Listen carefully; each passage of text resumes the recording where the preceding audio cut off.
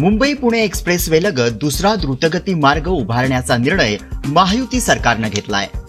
अंतिम मंजुरीसाठी केंद्रीय रस्ते परिवहन मंत्रालयाकडे हा निर्णय पाठवला गेलाय।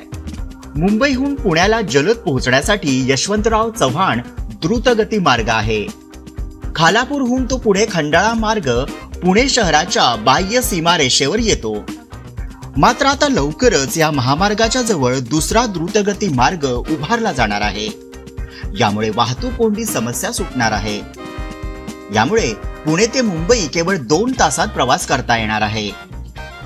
हा नवा द्रुतगती महामार्ग मुंबई बेंगलोर असा असला तरी त्याची सुरुवात JNPA अर्थात जवाहरलाल नेहरू बंदर प्राधिकरणापासून सुरू होणार आहे। अशाच वेगवान घडामोडी विसरू नका।